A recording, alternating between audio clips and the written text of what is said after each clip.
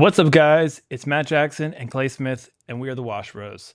Thanks for tuning in. Welcome to episode 9 of season 2. And in this episode, we're kind of going to talk about we're going to break down how to hit $1,000 day. So we talk about a lot of things, but we understand a lot of guys who listen to this may be on the newer side and want us to kind of break it down from the start and say, like, the number one thing you should do is figure out how to hit that $1,000 day. And we'll kind of talk about our mindset, marketing, sales, and how we set ourselves up from the beginning to get ourselves booked up so we can grow our business. So you want to kick this thing off, Clay? Absolutely. I always like to do the good deeds and kicking this thing off. As always, we appreciate everybody listening, downloading our content here, taking a listen on our live stream we got going on YouTube, Apple Podcast, the whole 9 yards. We appreciate all the support. So booking your first $1,000 day, very exciting. I think it's very cool that we're actually talking about this episode because I almost thought it was impossible. And I think that a lot of guys are starting into this maybe a little small-minded, as I was. I was guilty of that. You know, I just wanted to hit the $200 and $300 a day when I first started, which is just insanely crazy to even think about now. Because if I only did a 200, I won't even leave the house for that much now, obviously. And I know you wouldn't either, Matt. So how do you set yourself up to hit that $1,000 mark? We're going to go ahead and we're going to go over all of that in this episode. I'm so excited to actually talk about it because there's so many things that go into place that you don't even think about that make sure that you can do it and do it consistently. That consistency is a word that we like to use a lot because it's true. And one thing that's cool is we're going to start coming out with merchandise and shirts with our favorite catchphrases and some cool pressure washing lingo on them. So that'll be something that you'll check out. We'll probably drop a link maybe after this episode airs Sunday night. So be something cool. That would be awesome. But back to Clay's point about in the beginning, a lot of us come from jobs, say we're working like an hourly wage or we're young. A lot of guys nowadays are starting from scratch. They're like, hey, I'm a high school kid or I'm 15 years old, 16. I'm trying to figure something out. And I see online that everybody's talking about pressure washing. That's something to do. And yeah, you know how to buy the equipment, you know how to do the job, but you don't know where to price. And this episode, we'll talk about how that we get from just having the equipment to finding jobs and pricing jobs correctly. So we're actually making money and being profitable. Because on Facebook right now in our busy season, you see guys posting stuff that's attracting the wrong type of business, the wrong type of work, or they're advertising themselves way too low pricing wise. So we hope with this episode that we're going to kind of break down a lot of these things that people are doing wrong and tell you what you're doing. You need to just start to do correctly and then get your mindset in check and then get you to sell yourself and your value so you can easily hit those $1,000 days. And it's much easier than you think. Right. And once I started doing it, it's just like clockwork. It's almost like brushing your teeth in the morning. It's very, very easy. The biggest thing is consistency, setting yourself up to be successful, doing the things every day that you need to do to make sure you can hit that number. And you just got to basically take out a piece of paper and a pen and write down all the things that you're doing and all the things you need to work on, and then try to figure out how to get there.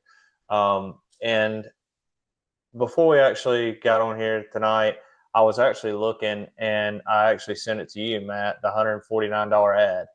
I'm not sure how. I know that you can, like, beginning, starting out, you can make money, I guess, doing a house for that if you're quick enough or whatnot. However, your mind is with where your mind is with that kind of stuff. But if you're advertising for cheap customers, you're going to get cheap customers. And in my experience in businesses, when you're advertising for the cheap customers, those are usually the harder ones to deal with and the most trouble that I deal with. And in the pressure washing business, I mean, they just seem the pickiest because they're trying to get the most bang for the buck while you're there. Exactly. And a lot of times too, a guy or a customer who's a great customer is not going to be interested in an ad that says we'll wash your house for $149 because it's almost like the Walmart. Like you go to where we live in Greenville, there's different options for grocery stores. You got people that shop at Walmart, and then you got people that shop at Whole Foods. We want to be that Whole Foods option to people. We want to be on the same street, but people choose us and pay more because we get more value. They get more value out of us than a budget. And like I'm sure those people who shop at Whole Foods would love to save money, but they see value in what Whole Foods provides as opposed to what Walmart provides, and that's the same strategy we want. If like I go to well, like I'll shop at Whole Foods and they're not posting sales every day. They're not posting sales everywhere. Usually it's like, hey, this is expensive, but we're going to buy this because there's value there. And if you're throwing out bait, like you're throwing ads or you're putting marketing out and posting and putting signs up, advertising yourself as the cheapest, you're just going to attract the cheap customers. And it's not like, oh, I'm going to pressure wash that multi-million dollar house and I'm the cheapest bid. Those customers aren't even going to pay attention. They want somebody that they know, like, and trust. And if you start out by selling yourself short and say, oh, we do this for bare bottoms pricing, you're going to be invisible to these people that are searching for or they're searching for that higher value company and pay more money. So you're just going to attract these cheap people that nobody wants. And like if you're trying to hit $1,000 a day, you're going to have a certain amount of jobs that you do a day, and you have to have a certain amount of pricing of those jobs per day. So it makes sense. Yeah, like on average, I know that me and you both, we have 3 to 4 stops a day on average per truck. So if if I'm advertising $150 house washes, it's going to be almost impossible to hit $1,000 a day. It would be And impossible. I know that where we're at in our stages of business, we want to hit at least $1,500 a day on a truck. If we're not doing that, then we got to figure out what we're doing wrong to get more customers or figure out what's going on. However, if back to go on what I was saying, $150 house wash, if you do three of those, you're only at $450. So something's got to be done. It's all a numbers game. How can I get to that $1,000? If I can do three stops, if I have a $300 minimum, times that by three, I have $900. And you're 9 times out of 10 not going to do three $300 jobs. And that's I think that basically with me and you, Matt, we set that $300 minimum. Once we set that minimum at $300, because everybody's going to want to wash their house and their driveway more than likely. So then you bump into those $400 and $500 tickets. So then, on average, we're doing those 5 to 550 on average tickets, and then that's how we get to our 1700 $1,700 days. So it's like you say, Matt. It's so much easier than you really think. You think it is. It's just a numbers game. You got to figure out what can I get my average ticket to and how can I get there. It's not so much a what do I charge per square foot game. It's a what can I get my ticket to game. Exactly right. What can I get my ticket to? And know your speed and know your numbers. If you have really good stuff and you know, hey, this house down the street from me is going to take me 5 minutes to get there, and I can bang it out and make $300 in 45 minutes, you you can charge $300 for that house because your time you can hop across and do another house. And then like how Clay and I price things, we like you said, we kind of break it down to the day and say, okay, I know this day I have this many hours I'm working, and if I got a couple easy jobs that are close to each other at $300, I can squeeze another one in. We're not saying, oh, that one job that we're going to fixate on and charge X amount per square foot.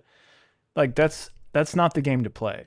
The game that we play, because we do volume and we stay busy and we have growing businesses, is breaking it down, breaking our goals down into that day rate. So that $1,000, if you're brand new, $1,000 is a very attainable thing to do per day. And whether that's 3 jobs at like $350, because I think that would end up to be like 1,050 or something like that if you're just doing rough numbers.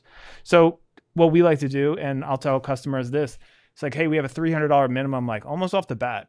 And if they're like, oh, we just have a tiny patio or a driveway, yeah, sure. While we're there, we're really fair, and we can knock out a lot of work.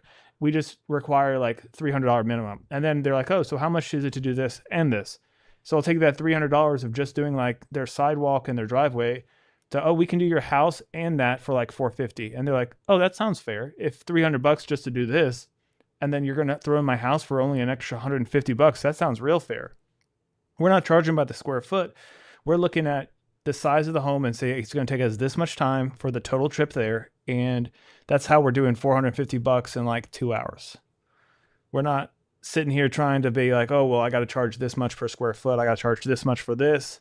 And that's just confusing and just wasting time, because the objective is to hit that $1,000 day or the $1,500 day. And then we break it down into the jobs. So it's pretty simple math. 100% agree with everything you just said, especially with the square footage thing. If I could figure out a square footage formula that would work, I would be rich. But Yeah. um, It varies I too, did because if you're just cleaning a brick house and you're cleaning the trim and it takes one lap around, that's completely different than some heavily saturated vinyl siding house that's going to take multiple passes. So like the square footage game doesn't work there. correct. I always chuckle when these newer guys they call and try to get pricing from me, and I always know it's a new guy because they ask how much I charge per square foot, trying to pretend to be a customer, and I already know it's a customer's not going to ask how much you charge per square foot. Just in my experience with the volume of leads that we get. Exactly. And then people are like, well, I charge by linear feet. So they even more complicate it and say, I'm measuring the linear feet around the building and then multiplying it by this. Don't fixate on trying to sound smart and technical when you're just completely missing the point. And I feel like that's the newbie trap that people fall into, because every guru or everybody online tries to be that hot shot that knows all these random facts and unnecessary things, because instead of them going out there and doing stuff and making money, they're sitting here kind of being a keyboard warrior back to you and saying, oh, you need to charge by this because this is what I get. Meanwhile, they're doing X amount of jobs a month and they're not making any money. So like there's a huge difference between the people who are actually going out there getting it and pricing it based upon their time and running it like a business and saying, this is the month goal I have. We're going to break it down into say $1,000 a day. And then we're going to be doing it in this many jobs a day. Like it's the framework that we use is way better than that square footage pricing, or I only charge this much. Like, don't get stuck in the weeds. Don't get caught up in all that kind of industry bullshit where these people are telling you online what to do when they're not doing it themselves. It's like I said on Mike and Jeremy's podcast the other day. You know, anybody can do anything awesome one good time, and they'll brag about it 100 times. But how many times did they actually do it? So if you can't, if you do one good thing one time, but you can't consistently do it, then it doesn't matter. Exactly. And reality of the situation, if you look at numbers, a lot of times like 20% of it, of like say you're giving out estimates and there's 20% of the people that aren't going to question it. They're just going to say, yes, sure, there'll be a lay down customer. And like you get volume into the game, and if you're like, oh, I hit this one person at 30 cents a square foot and I just like took advantage of them, like that's not the norm. You just got lucky and got that right customer. And we'll do jobs and it'll be like the last guy did it for 900 bucks or 850 bucks and it took him all day, and Clay and I will be like 500 bucks and be in and out in an hour and 2 hours, and they're like, whoa, you guys are awesome. So do we want to be the guy that stretches it out and like dicks customer over and thinks, oh, this is the old school way of doing it, I've been doing it for 20 years, what do you guys know? Or do you want us to lap you by doing so much more volume and being more efficient and making more money? And that customer is going to say, whoa, this guy did it for cheaper price, better quality, and he was not wasting all day long at my house. Like people don't want to be charged a ton of money and have somebody sitting at their house all day long doing nothing. So like I think like initially a customer would be like, oh, you're going to be here all day, and you're like, no, I'll be here in 90 minutes. And like the professionalism that we deliver is like through our equipment and our techniques, and they're like wowed by it. They're like, wow, you guys rock. So like you can make $200-300 an hour being professional and then moving to the next job, and these customers are going to say this guy knows what he's doing. And you're not tying up their whole day. They probably would like to be doing 100 other things and being stuck at their house, even though they really don't have to be. They just, I think it makes them feel better to be there. I haven't really figured that one out yet. I always chuckle whenever I get the customers that are like, "Oh, well, I want to make sure I be here. Like, are you going to come out and hold the hose for me?" Yeah, I'll charge you extra if you want to be my helper. I'll even give you a shirt. I got one in the truck. Yeah. So, and another thing is, I see a lot of people, they're getting fixated on their equipment.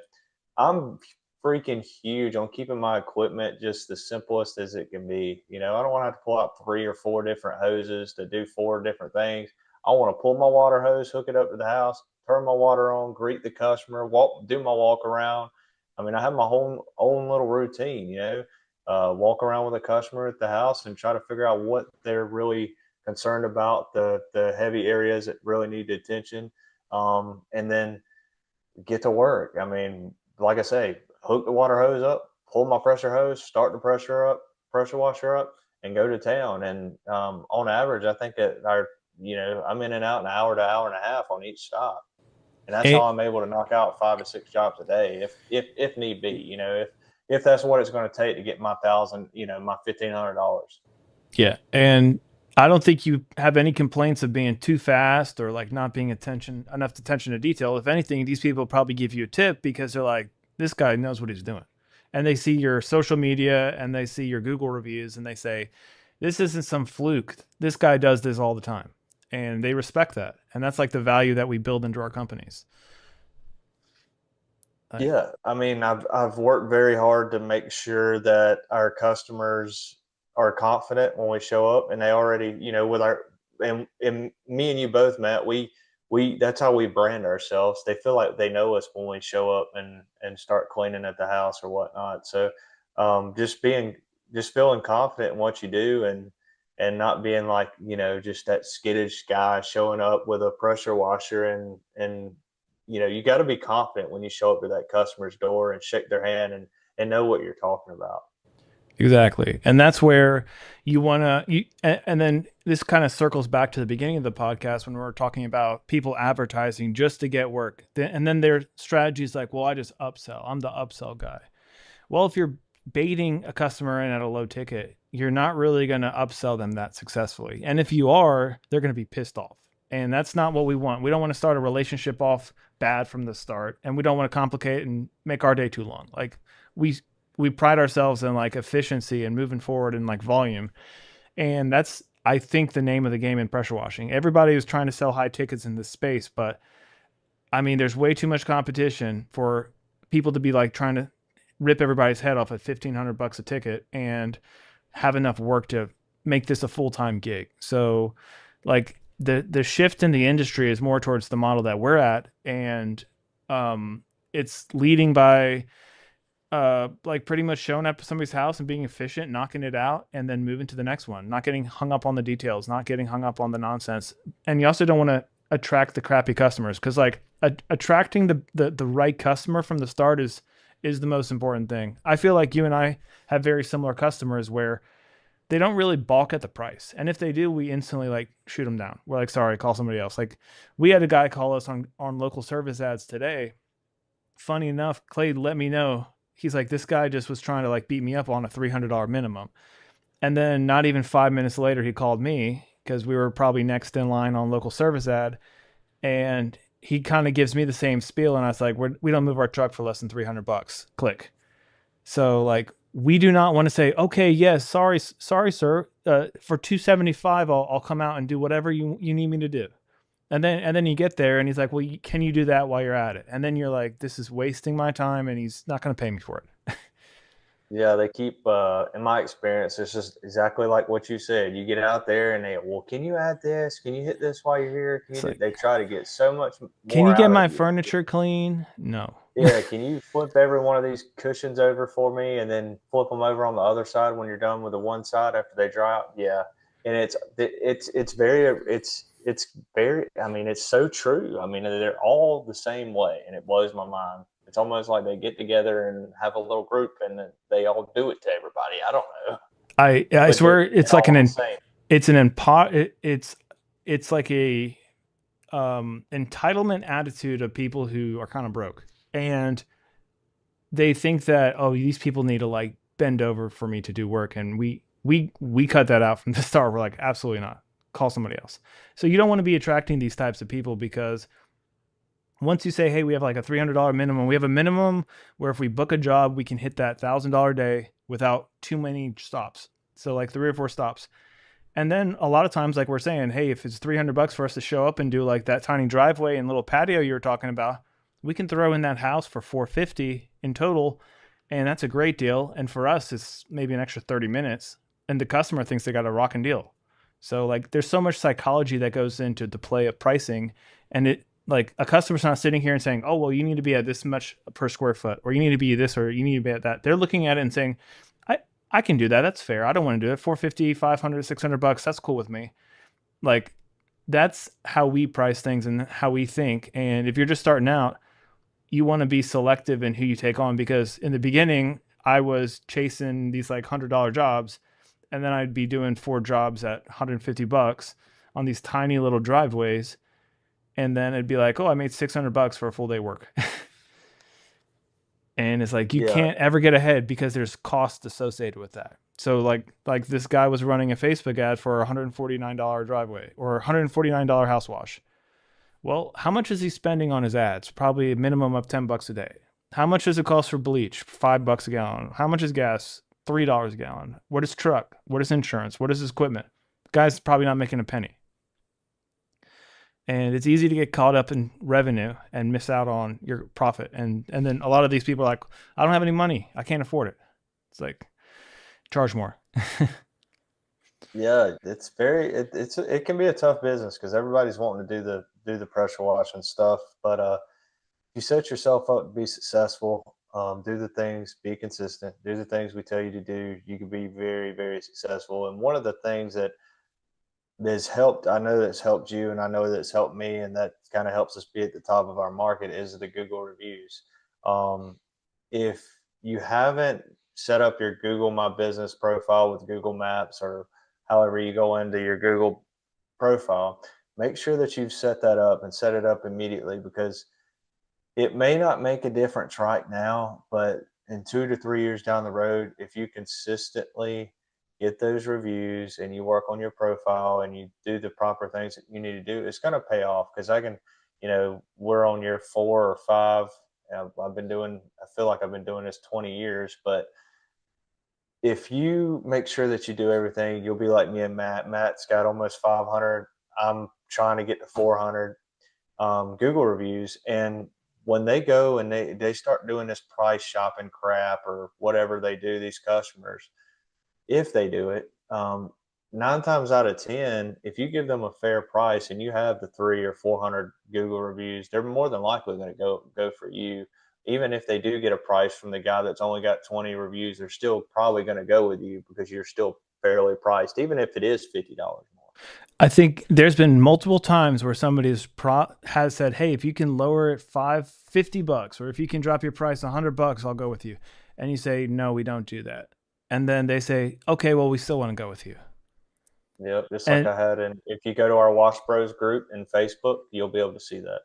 more times than not, somebody quoted of a business that was not as branded as well as ours, or had less Google reviews or less reputation, and they were trying to get us to lower our price to their value that was given, and they saw more value in us, so they're willing to pay us more money because we stand our ground and we're not saying, oh, sure, I'll price match. Like, we don't want to get in that game. This is the spring when we're shooting this. We're in the spring season. So you don't want to negotiate. You don't want to let your customer kind of take advantage and take control of the situation. Because too, if they're beating you up on the front end, wait until you get to the job and they're like, well, you missed a spot. You didn't do this. You didn't do this. I'm not going to pay you until you do this. Like, no. We don't play that game. It's like, here's the invoice.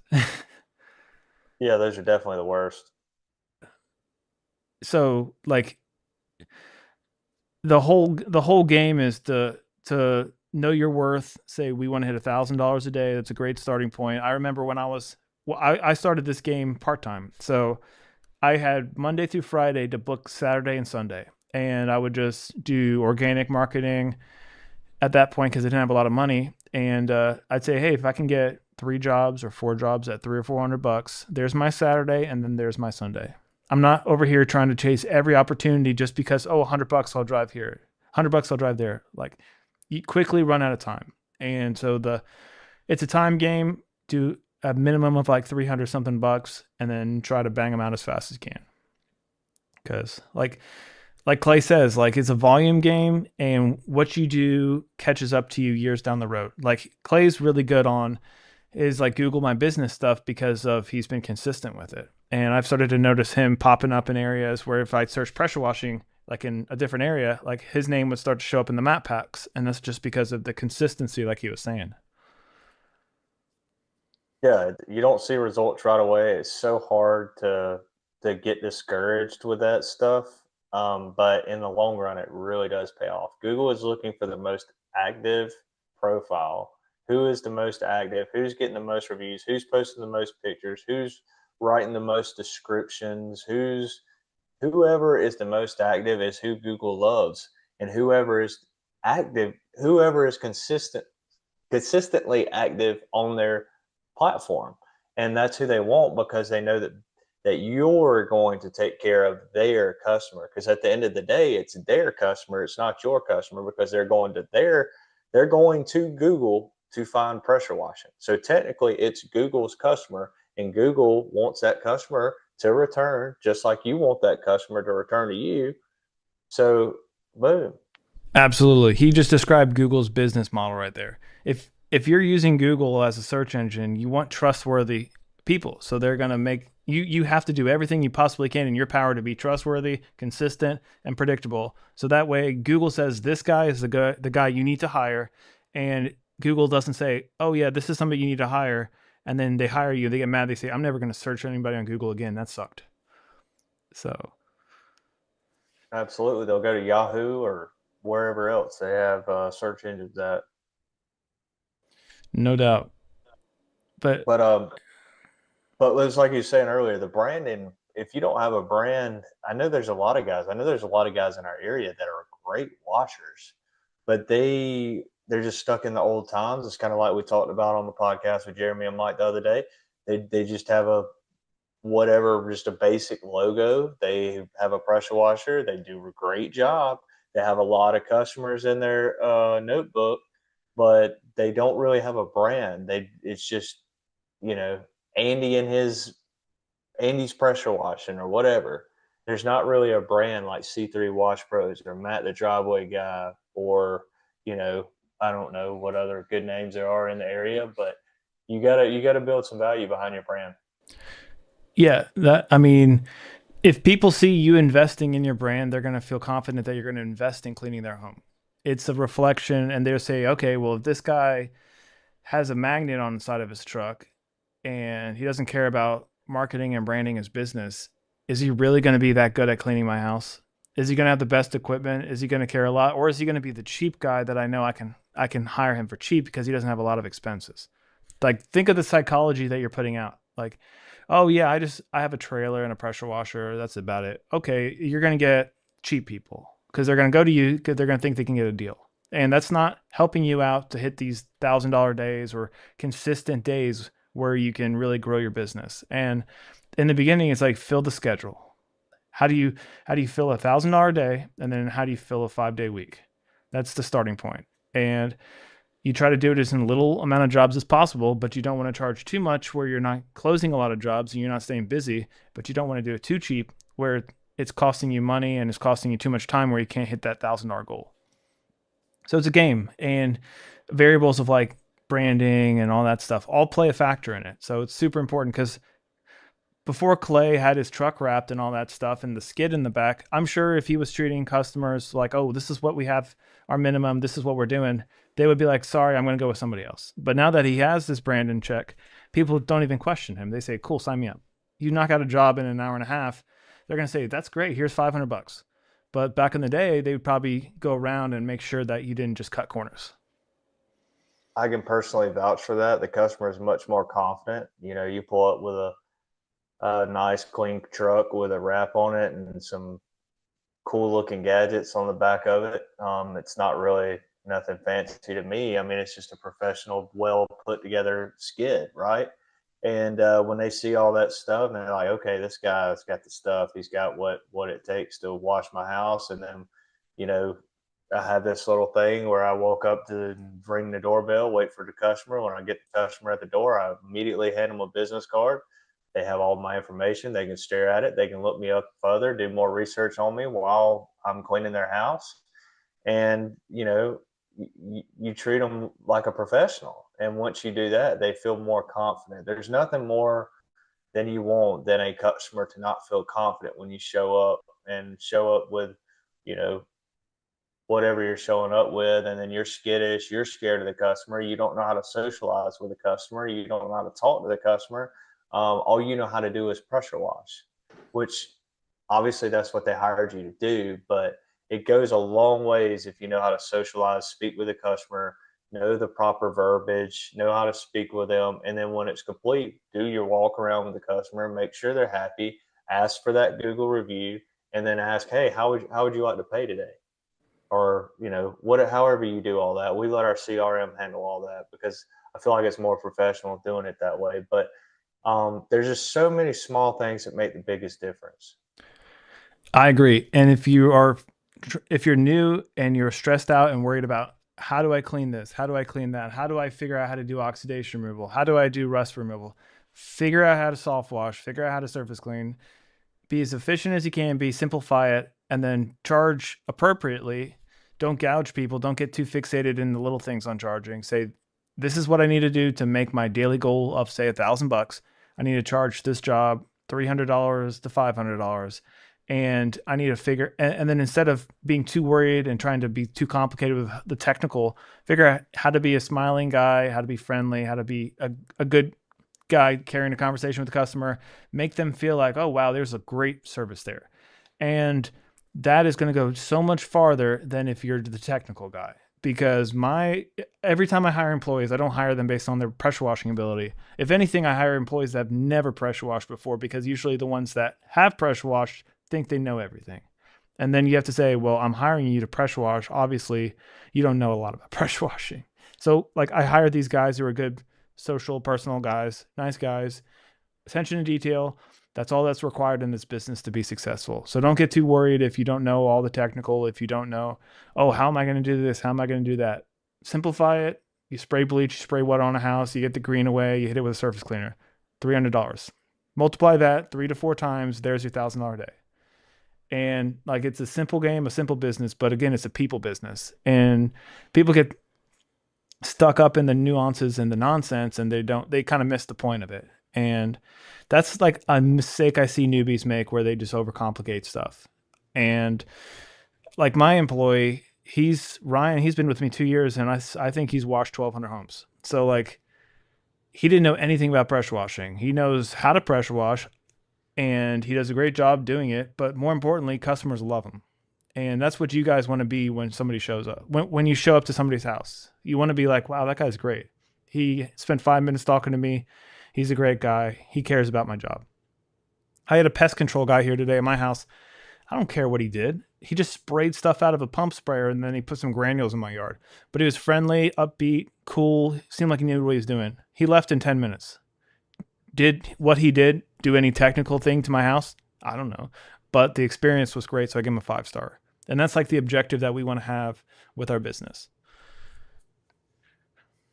Yeah, if the customer doesn't like you, they're probably not going to call you back again. So make it as make it a great experience. Don't make it an awkward experience. Don't make it a weird experience. Just make it a great experience. Whatever you got to do, make it a great experience. Whether get a little personal with them, don't get personal, but find that common ground with the customer. If you're skittish, you're scared to talk to people, just find the common ground. Just have a conversation with the customer, just like it's your friend, just like it's your mom, just like it's your brother, whatever. But if they trust you, they will do business with you. They will keep doing business with you. My repeat customers are the easiest, and they're my most favorite. They're just like, whatever, just need to get on your schedule. Come on out, send me a bill. That's the best thing about this time of year too. The repeats come out, and End of April, May for us with the pollen. All of my guys are hitting me up. They're like, hey, I'm like 500, just like last time. They're like, sweet, just shoot me the invoice. And then the longer you're in business, you're like, I could fill 30 grand plus in 1 month of just repeat business. And then that's when it gets fun. And then like you level into saying, I'm going to add another truck because like I know that these guys like me, I stay on them, and then they call me every year. And then the next year you got more and more and more, and then you're building out the business as it is. So we're charging people fairly. And then if somebody's like, hey, last year this is the price, and I'm like, that's fair for me still. Let's roll forward. We keep it smooth, we keep it simple.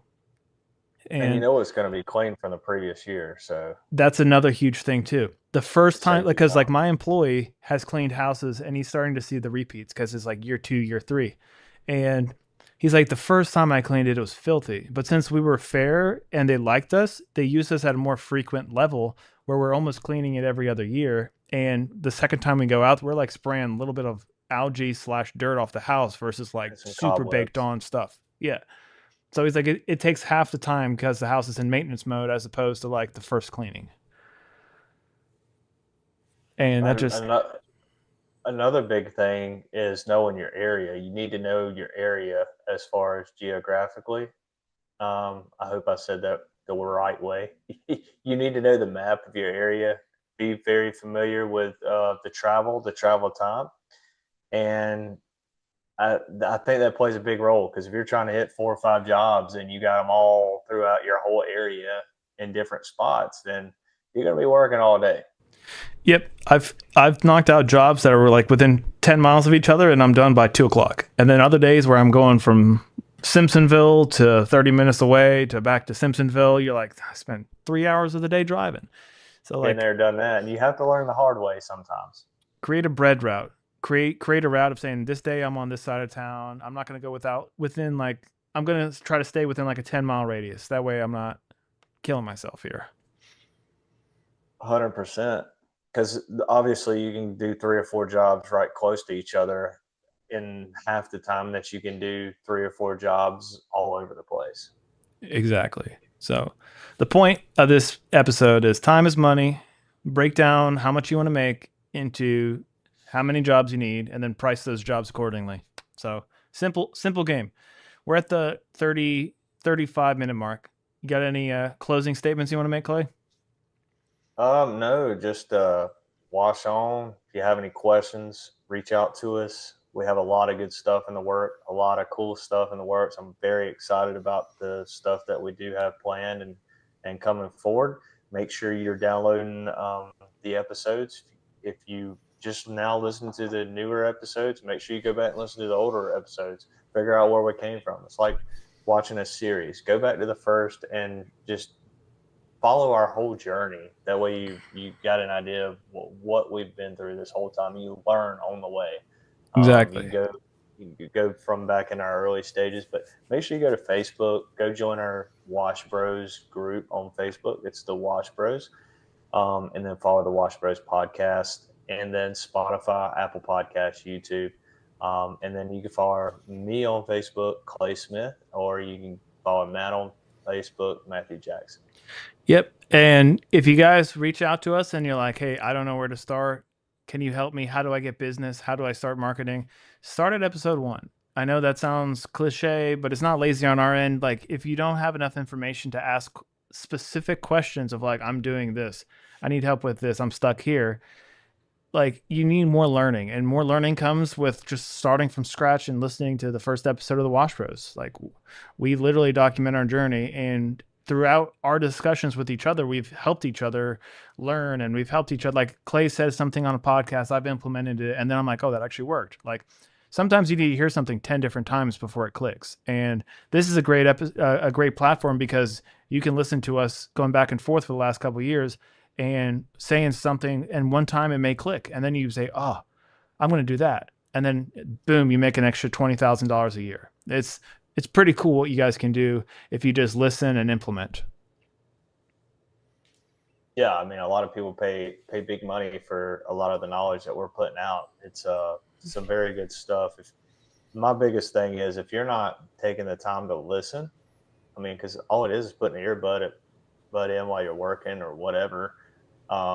If you can't take the time to listen and try to learn, obviously you're not too serious about your business. Don't try to shortcut and just start asking people, "Hey, what did you do about this?" Actually, go back and listen and figure out the journey that we've been on and the things that we've learned. And but that's what we're here to do. We're here to help you out. So Yep. And like Clay said, we got some cool stuff in the works.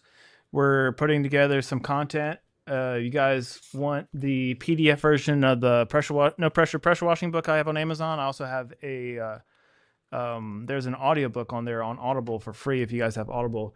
But you can go to our the Wash Bros Facebook group. We'll drop a link, and there's that book in there, which is a great kind of like I kind of break down 22 steps of like what gets you from 0 to 100K a year. So it's, if you guys are more readers or you just want another piece of content, go to our Wash Bros group, get that.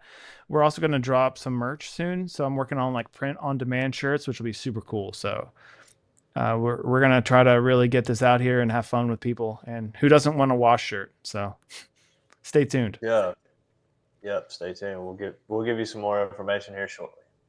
Sounds good. But we'll wrap this episode up and appreciate everybody for listening. See you guys. Peace.